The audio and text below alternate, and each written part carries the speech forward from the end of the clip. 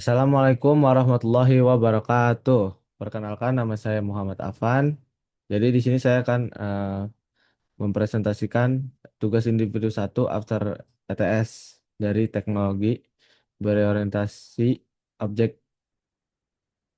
Nah, di sini ada satu, jelaskan pengertian kelas dalam program berorientasi objek dan sebutkan fungsi utama kelas dalam membangun sebuah program.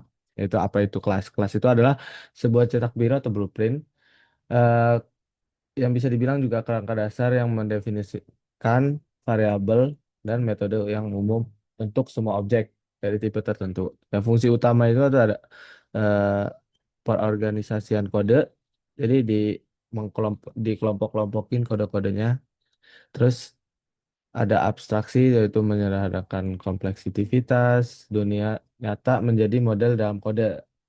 Terus ada reusability memungkinkan perbuatan banyak objek dalam satu struktur yang sama tanpa menuliskan ulang kodenya. Ya, terus dua, ada apa perbedaan antara objek kelas, objek dan kelas? Berikan contoh sederhananya. Nah, ini kelas itu adalah rancangan atau idenya, masih kerangkanya. Jadi kalau misalnya eh, diartikan misalnya nih, rumah itu adalah objeknya, sedangkan eh, denahnya denahnya itu adalah kelasnya itu sendiri. Ya, itulah pokoknya ya. Kalau misalnya di mobil itu kayak mereknya, merek mobil, kan nih kelas bernama mobil. Mobil itu kelasnya, merek itu objeknya. Misalnya eh, mobilnya Toyota. Nah, itu Toyota kan mobil. Nah, mobilnya itu kelas, Toyotanya itu objek. Seperti itu. Nah, yang ketiga itu dalam sebuah kelas terdapat atribut dan metode. Jelaskan perbedaannya. Oke, atribut adalah variabel yang dideklarasikan di dalam kelas tetapi di luar metode. Atribut mempresentasikan karakteristik atau identitas dari sebuah objek. Ciri khasnya biasanya berupa benda atau noun. Fungsinya menyimpan informasi yang membedakan satu objek dengan objek lainnya. Kayak gitu. Ya, contoh-contohnya seperti yang tadi saya udah bilang, nah, mobil tadi itu, maka atributnya. Atribut itu ada warna, merek, terus kapan diproduksinya, itu tahun produksi. Kalau metodenya, contoh, metode adalah blok kode atau fungsi yang didefinisikan di dalam kelas. Jadi ini kode-kodenya di dalam eh eh jadi misalnya di mobil nih, mekanismenya lah istilahnya.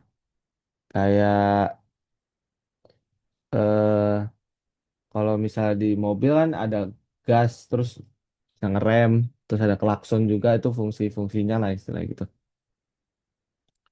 Terus lanjut, apa yang dimaksud dengan keyword statik dalam pemrograman berorientasi objek? Jelaskan tujuan penggunanya. Itu keyword statik digunakan untuk menandakan bahwa sebuah objek, atribut atau metode memiliki kelas itu sendiri, bukan milik instansi atau objek tertentu. Tujuan penggunaan itu berbagi data di antara semua objek dari kelas yang sama. Terus kedua, memungkinkan akses anggota kelas juga tanpa harus membuat objek terlebih dahulu. Yang ketiga itu efisiensi memori untuk data yang nilainya bersifat global. Terlanjut kita ke jelaskan perbedaan antara atribut biasa dan atribut statik. Nah, atribut statik itu biasanya kepemilikannya milik setiap objek secara spesifik. Yang statik itu kolektif. Terus penyimpanannya, tiap objek punya salinan data tersendiri. Kalau atribut statik hanya ada satu salinan untuk semua objek, jadi cuma satu. Terus aksesnya harus melalui objek titik atribut contohnya. Terus kalau statik itu bisa langsung melalui kelas dan dot atribut gitu. Terus lanjut ke sebuah kelas memiliki variabel jumlah objek yang dideklarasikan menggunakan keyword statik. Mengapa variabel tersebut dapat digunakan untuk menghitung jumlah objek yang dibuat dari kelas tersebut? Nah, di sini yaitu variabel statik jumlah objek hanya memiliki satu lokasi memori yang dipakai bersama. Maka dari itu, ketika sebuah objek dibuat, biasanya dalam konstruktor nilai variabel ini ditambahkan satu karena nilainya tidak terisolasi di tiap objek. Perubahan yang dilakukan oleh satu objek akan tercermin pada nilai yang dilihat oleh objek lainnya. Nah, terus lanjut ke 7. Perhatikan ilustrasi berikut. Nah, ada sebuah kelas mahasiswa memiliki metode tampilkan info. Jelaskan perbedaan metode deklarasi sebagai metode biasa. Oke. Jadi metode biasanya itu digunakan untuk menampilkan info spesifik suatu mahasiswa. Misalnya di apa di kelas mahasiswa ini ada nama, ada fungsi nama, NIM dan lain-lain. Nah, itu dengan tampilan info ini bisa ditampilkan gitu lah. Terus tidak kalau statik itu tidak bisa menampilkan info individu. Jadi nggak bisa satu-satu. Jadi langsung data mahasiswa ini adalah data mahasiswa, berat ada data mahasiswa satu, NIM berapa, berapa, berapa gitu. Nah, ini langsung ke mengapa metode main ini harus statik agar Java Virtual Machine atau JVM dapat memanggilnya dan menjalankan program tanpa harus membuka objek dari kelas tersebut terlebih dahulu. Oke, langsung aja kita sat-sat aja ya. Jelaskan keuntungan dan kelemahan penggunaan keyword statik. Nah, keuntungannya ini efisiensi memori, kemudahan akses. Kelemahannya apa? Yaitu melanggar prinsip PBO atau program berorientasi objek. Itu terlalu banyak statik membuat program terasa seperti program prosedur gitu. Terus sulit diuji atau testing. Variabel statik ini menyimpan state global yang bisa membuat unit testing menjadi sulit karena efek samping antar tes. Terus terakhir, sebuah kelas kalkulator memiliki metode tambahan nih. Tambahan integer A, integer B. Menurut Anda, apakah metode tersebut tepat dibuat sebagai metode biasa yang statik? Silakan. Nah, jadi metode in A in B ini lebih tepatnya dibuat sebagai metode statik. Ya, karena ya itu kan kayak eh, udah lumrahnya, maksudnya tambah-tambahan itu kalau di kalkulator itu cuma ya kalau satu tambah satu ya hasilnya udah pasti dua gitu.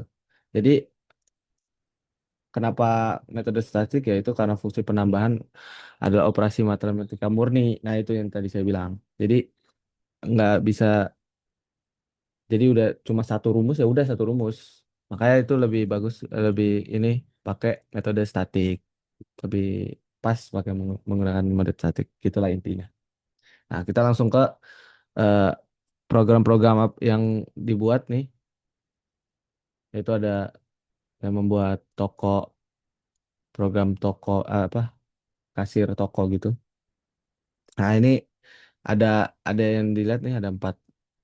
Kalau misalnya dipilih satu, dia akan muncul eh langsung ke beratnya berapa. Kalau misalnya mau beli dua, nah ini akan muncul nota pembeliannya. Lanjut aja langsung ke tugas kedua yaitu masih sama kasir juga, cuma beda. Ini lebih saya buat lebih ini ya. Misalnya lebih bagus. Nah, di sini ada misalnya beras jumlahnya kita beli 12 misalnya. Nah, itu akan disimpan dulu di keranjang baru. Kalau misalnya udah selesai tinggal klik S nanti muncul struk belanjaannya.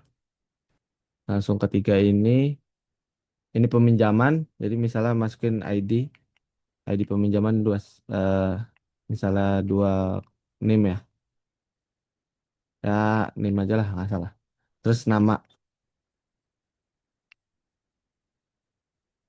bukunya apa? Misalnya Semangkuk Mie.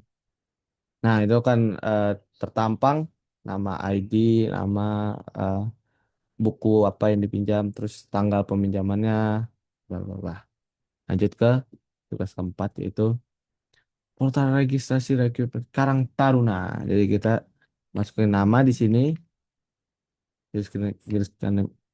jenis kelaminnya apa, laki-laki, tahunnya 2000. Nah, di sini akan eh, langsung ada pilihannya, yaitu misalnya olahraga. Nah, ini akan ada apa? Langsung muncul dari status evaluasi akhirnya. Karena di sini ya seperti ini apa codingannya. Terus lanjut ke kalkulator sederhana ini saya buat sederhana aja. Misalnya penjumlahan dua angka keduanya satu.